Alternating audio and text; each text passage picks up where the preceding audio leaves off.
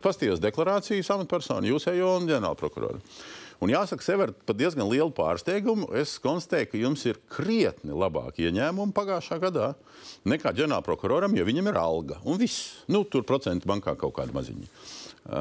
Jums tas saraksts ir iespaidīgs ar docents tur, lektors šeit, vēl kaut kur. Kopā pār pat 25,000 Latvijas universitāte, turība, ekonomikas augstskola, es saskaitīju šorīt, pārēķināju vēl precīzi. Ja? Alberta koledža, tiesu administrācija, tur bija tāds nodibinājums, tālāk izglītības mācību centrs. Tas mans jautājums ir, kur ir tā robeža augsta līmeņa tiesu varas amatpersonām, kur tu paralēli darbam, kas brīžiem arī varētu nebūt 8 stundas dienā, tu esi tur, vēl mācību spēks un vēl kaut kas? Jā, paskaidrošu. Galvenā robežšķirtne ir tāda, lai tas netraucē tavam darbam.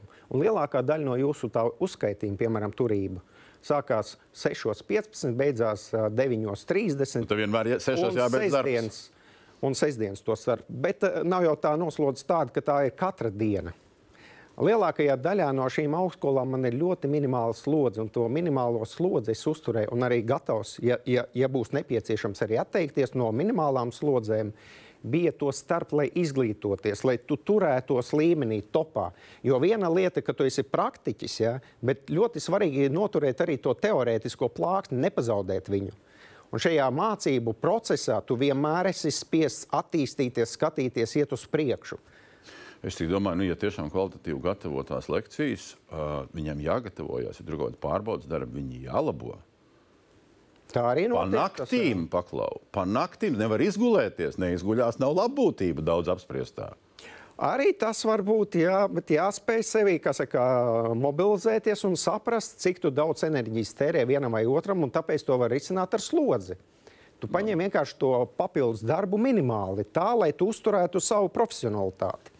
Šitas nebija minimāli, tas saraksts diezgan iespaidīgs.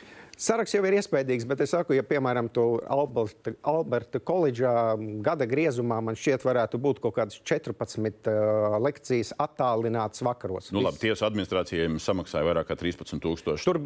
Tur mēs piedalījāmies prokuroru to starp programmu, mācību programmu detalizētā izpētē un izstrādē.